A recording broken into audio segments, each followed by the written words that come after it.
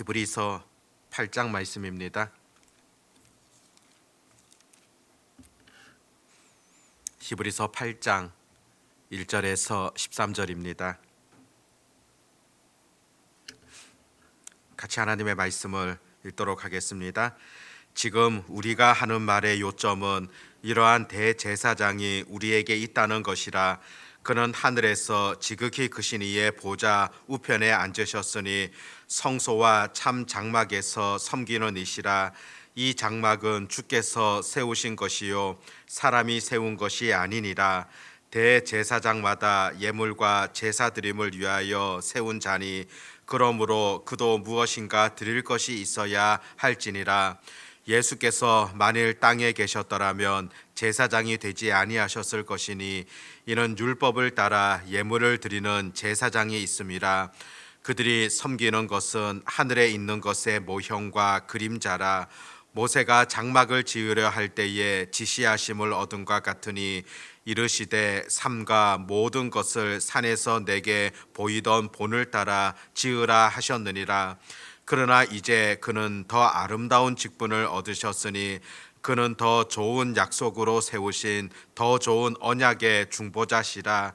저 첫 언약이 무음하였더라면 둘째 것을 요구할 일이 없었으려니와 그들의 잘못을 지적하여 말씀하시되 주께서 이르시되 볼지어다 날이 이르리니 내가 이스라엘 집과 유다 집과 더불어 새 언약을 맺으리라. 또 주께서 이르시기를 이 언약은 내가 그들의 열조의 손을 잡고 애굽 땅에서 인도하여 내던 날에 그들과 맺은 언약과 같지 아니하도다. 그들은 내 언약 안에 머물러 있지 아니하므로 내가 그들을 돌보지 아니하였노라. 또 주께서 이르시되 그날 후에 내가 이스라엘 집과 맺을 언약은 이것이니 내 법을 그들의 생각에 두고 그들의 마음에 이것을 기록하리라. 나는 그들에게 하나님이 되고 그들은 내게 백성이 되리라. 또 각각 자기 나라 사람과 각각 자기 형제를 가르쳐 이르기를 주를 알라 하지 아니할 것은 그들이 작은 자로부터 큰 자까지 다 나를 알미라. 내가 그들의 불의를 긍휼히 여기고 그들의 죄를 다시 기억하지 아니하리라 하셨느니라. 새 언약이라 말씀하셨음에 첫 것은 낡아지게 하신 것이니 낡아지고 쇠하는 것은 없어져 가는 것이니라. 아멘. 여러분의 삶에 있어서 가장 큰 힘과 위로가 되어지는 것, 그것이 무엇입니까? 때로는 사람이 될 수도 있고 또 물질적인 것이 될 수도 있을 겁니다. 그렇지만 우리 그리스도인들에게 있어서 궁극적인 위로와 힘이 되어지는 것, 바로 예수 그리스도를 통한 은혜이며 또 예수 그리스도를 통한 구원이지 않습니까? 그것이야말로 우리 삶에 있어서 참된 은혜가 되어지고 기쁨이 되어진다 볼 수 있습니다. 과거에 모세 같은 경우에도 죽기 전에 이스라엘 백성들을 향하여서 설교를 하며 이런 내용을 전하는 것을 보게 됩니다. 신명기 33장 29절을 보면은 이스라엘이여 너는 행복한 사람이로다. 여호와의 구원을 너같이 얻은 백성이 누구냐. 그 백성들을 향하여서 하나님께서 택하시고 또 하나님께서 돌보아 주시는, 그렇기 때문에 너는 행복한 사람이다, 그렇게 고백하는 것을 듣게 되어집니다. 구원을 얻었던 그 기쁨이 얼마나 큰가, 또 하나님의 백성 되었다는 것이 얼마나 큰 은혜인가를 돌아보게 만들고 있는 그런 말씀이지 않습니까? 그런데 신약 시대를 살아가는 우리들에게 있어서는 더 큰 은혜들을 우리가 얻고 있지 않습니까? 성령 하나님께서 이제는 영원히 나와 동행하시는 그런 은혜, 하나님이 나와 함께 하신다는 그 사실이 실제적으로 우리 가운데, 우리 심령 가운데 이루어졌다는 것, 이것이야말로 우리 그리스도인들에게 참된 기쁨이고 또 행복이다, 그렇게 볼 수 있다는 겁니다. 오늘 본문에도 보면 우리 예수님께서 우리에게 어떤 의미가 있는가를 다시 한번 가르쳐 줍니다. 1절에 보면은 지금 우리가 하는 말의 요점은 이러한 대제사장이 우리에게 있다는 것이라. 그는 하늘에서 지극히 크신 이의 보좌 우편에 앉으셨으니. 1절 말씀에 보았듯이 지금 하는 말의 요점이다. 즉 앞서서 설명하였던 그 내용들을 다시금 요점하여서 전해주는 그런 의미가 있다 볼 수 있습니다. 바로 계속적으로 우리가 앞서서도 살펴보았던 것, 예수님께서 대제사장이 되신다는 것, 그 예수님께서 우리의 죄를 완전하게 속죄해 주셨다는 것, 그것을 계속 설명하지 않았습니까? 앞선 내용들을 다시 요점하여서 요약하여서 말해 주겠는데, 바로 예수님이 우리의 대제사장이 되셨다. 그리고 그분은 지금은 하나님 보좌 우편에 앉아 계시는 전능하신 분이시라는 것을 다시 한번 전해 주는 겁니다. 우리가 히브리서를 통하여서 계속적으로 제사장, 또 여러 업무들, 또 대제사장, 이런 표현들을 살펴볼 수 있는데, 실제로 우리는 이 제사장의 의미에 대하여서 가깝게 다가오지는 않을 겁니다. 그런데 이 말씀을 1차적으로 받게 되어졌던 그 이스라엘 백성들에게 있어서 이 제사장이라는 의미는 아주 특별하다고 그렇게 볼 수가 있습니다. 구약 성경을 보면은 이스라엘 백성들에게 있어서 성막, 성전이라는 것 얼마나 소중합니까? 바로 하나님을 만나게 되어지는 수단이 되어졌고, 바로 그것이 하나님의 임재를 상징하는 그런 장소가 되어진 것입니다. 백성들이 하나님께로 나아가기 위하여서는 제사를 드리게 되어지는데, 그 제사를 집례하던 자들이 바로 제사장이지 않습니까? 그렇다면 이스라엘 백성들이 하나님께로 나아감에 있어서 그 중요한 통로가 되어졌던 것, 중요한 역할을 했던 사람이 바로 제사장이라 볼 수가 있습니다. 실제 이스라엘 백성들과 하나님 사이 중재하게 되어지는 중보자적인 그런 위치가 바로 제사장이다 볼 수 있습니다. 하나님 앞에 죄 용서를 구하기 위하여서 속죄의 제물을 가지고 하나님께로 나아갈 때 제사장들을 통하여서 나아갈 수 있었습니다. 하나님 앞에 새로운 마음으로 헌신을 다짐하는 그런 제사를 드릴 때로 제사장에게로 나아가서 하나님께 구할 수 있었습니다. 하나님 앞에 감사의 그런 제물을 드릴 때도 여전히 제사장을 통하여서 하나님께로 나아갔으며, 하나님과 화목을 바라는 화목 제물을 드릴 때도 여전히 제사장들을 통하여서 하나님께로 제사할 수 있는 그것이 바로 구약의 역사이며 이스라엘 백성들의 삶이었던 것입니다. 그렇다면 백성들에게 있어서 이 제사장은 특별히 구별된 사람이지 않습니까? 어떤 면에서 본다면 하나님의 대리자와 같은 절대적인 사람이 바로 이 제사장이라 볼 수가 있습니다. 적어도 이스라엘 백성들이 바라볼 때의 제사장의 위치라는 것은 그렇다는 것입니다.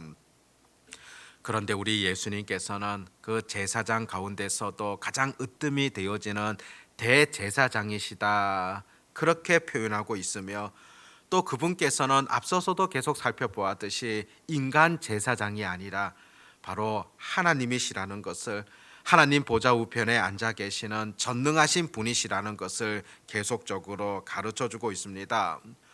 구약의 제사장도 그렇게 대단한데, 또 구약의 제사장과는 비교할 수 없는 월등하신 분, 구약의 제사장은 지속적으로 제사를 드려야 하지만은 예수님께서는 단번에 드리심을 통하여서 이 구원 역사를 완성해 주셨던 하나님의 아들 되신다는 것을 히브리서 말씀은 분명하게 전해주는 것을 듣게 되어집니다. 사람 제사장들은 그냥 제사를 드릴 뿐이지 능력은 없습니다. 또 진정으로 그 백성들을 향하여서 사랑, 또 긍휼, 그것은 그들에게 있어서 그렇게 중요한 부분 아닙니다. 그 제사장들은 업무 자체를 위하여서 세워졌다고 하지만은 전능하신 우리 예수님 그 대제사장은 우리를 지극히 사랑하시는 분이시고 우리를 긍휼히 여기시는 전능하신 그런 아버지가 되시는 그런 분이시지 않습니까? 또 오늘 본문에서도 그 예수님은 하나님 보좌 우편에 앉아 계신 전능하신 하나님이시라는 것을 강조하고 있습니다. 바로 그분께서는 지금 또 영원히 우리를 통치하시는 분이시라는 것을 가르치는 그런 말씀이지 않습니까? 구약의 제사장들은 이 땅에서 살아가는 날 동안만 그 사역을 감당하다가 이 땅을 떠나게 되지만은 우리 예수님께서는 영원토록 이 대제사장 일들을 담당하시는 그런 분이십니다. 역시나 지금 또 그 업무를 담당하고 계시지 않습니까? 지금 또 바로 그 예수 그리스도를 믿는 자들에게 구원을 베푸시는 그런 일들을 계속해 나가시는 분이십니다. 2절에도 보면은 성소와 찬 장막에서 섬기는 이시라. 이 장막은 주께서 세우신 것이요 사람이 세운 것이 아니니라. 사람이 세웠던 어떤 성전 장막 그것이 아니라 눈에 보이지 아니하는 그 성전에서 영원토록 제사장의 그런 업무를 담당하시는 그런 분이심을 묘사합니다. 5절에서는 그들이 섬기는 것은 하늘에 있는 것의 모형과 그림자라. 모세가 장막을 지으려 할 때에 지시하심을 얻은과 같으니 이르시되 삼가 모든 것을 산에서 내게 보이던 본을 따라 지으라 하셨느니라. 구약의 제사라는 것은 온전한 것이 아니라 완전한 훗날의 그 메시아를 바라보면서 바로 그림자와 모형과 같은 역할을 하였다. 그렇게 5절에서 전해주고 있습니다. 그렇기 때문에 그 구약의 제사 제도를 통하여서는 완전한 속죄를 이루지를 못하게 되어집니다. 그것은 완전한 것이 아니라 하나의 모형과 그림자에 불과한 것이고 또 모세 같은 경우에도 하나님을 통하여 이와 같은 계시를 받았다는 것을 모세 자체가 완전하지 않다는 것을 그대로 전해주고 있는 말씀을 듣게 되어집니다. 완전한 속죄가 되지 못하기 때문에 계속적으로 반복되어지는 그런 제물을 드려야만 됩니다. 동물의 피를 지속적으로 드려야만 했었는데 예수님께서 오심을 통하여서 단번에 들이심을 통하여서 완전한 그런 속죄가 되어졌음을 여전히 우리에게 전해줍니다. 그래서 오늘 본문에서는 그 예전 모세를 통하여 세웠던 것을 첫 언약이다. 그리고 예수님을 통하여서 이제는 새 언약이다. 그렇게 표현하고 있습니다. 7절에 보면은 저 첫 언약이 무흠하였더라면 둘째 것을 요구할 일이 없었으려니와 그 첫 언약이 완전치 못하였기 때문에 예수님을 통하여서 완전한 새 언약이 이루어졌음을 그렇게 전해주고 있습니다. 약속이라는 것, 언약이라는 것, 이것은 늘 그 하나님과 그 백성들의 그 대상을 통하여서 이루어진다고 볼 수가 있습니다. 옛 언약은 하나님과 그의 백성들 사이에 이루어졌던 바로 어떤 그림자요 모형이라고 한다면은 새 언약은 바로 우리 주 예수 그리스도를 통하여 이루어지게 된 본체라 그렇게 볼 수 있습니다. 그래서 8절에 보면 그들의 잘못을 지적하여 말씀하시되 주께서 이르시되 볼지어다 날이 이르리니 내가 이스라엘 집과 유다 집과 더불어 새 언약을 맺으리라. 새 언약이라는 것은 그 옛 언약 바로 첫 언약과는 완전히 다르다고 그렇게 표현하고 있습니다. 구체적으로 보면 10절 말씀에 그 옛 언약이라는 것은 돌판에 그렇게 기록했었는데 새 언약은 생각과 마음의 기록이 되어졌다. 그렇게 표현하고 있습니다. 그리고 10절 뒷부분에 보면 나는 그들에게 하나님이 되고 그들은 내게 백성이 되리라. 돌판에 새겨진 그런 언약이 아니라 이제는 우리 마음판에 새겨진 그런 완전한 그런 언약이 되어졌다는 것을 분명하게 우리에게 전해주고 있습니다.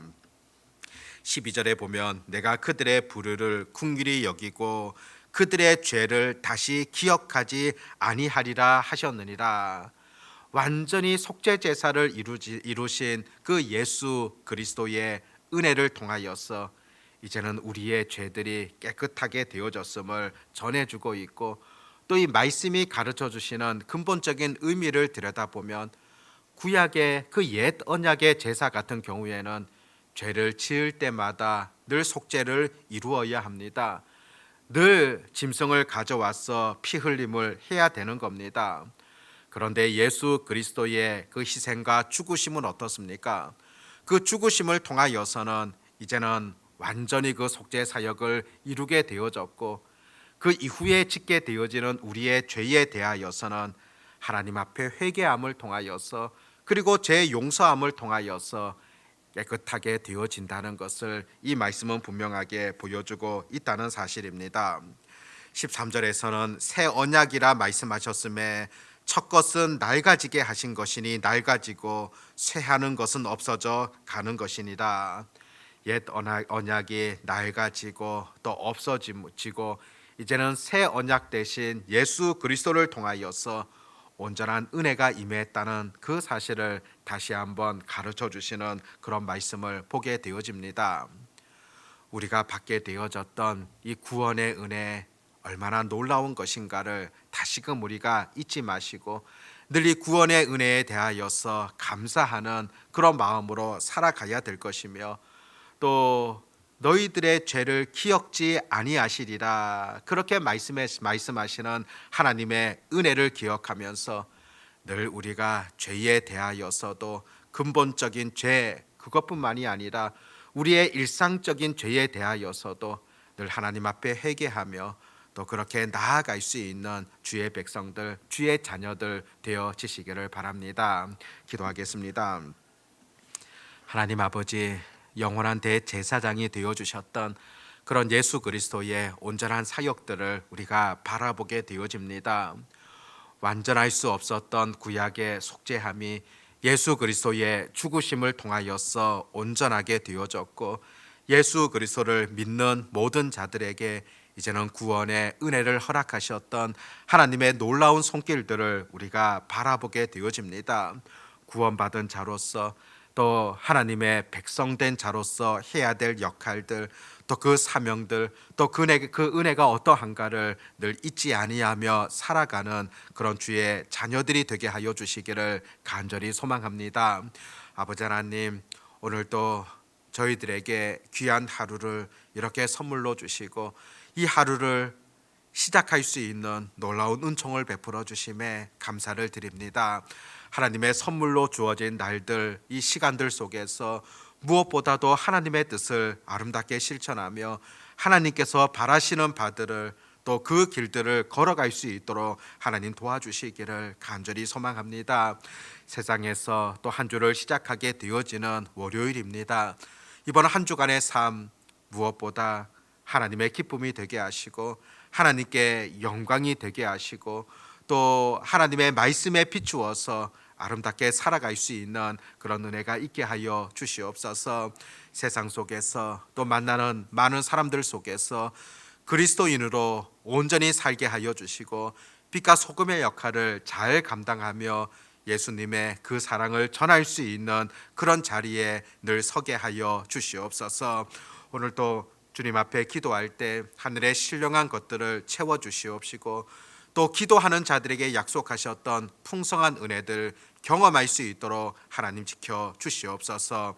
오늘도 전능하신 우리 주님만을 온전히 의지하옵고 예수님의 이름으로 기도드립니다. 아멘.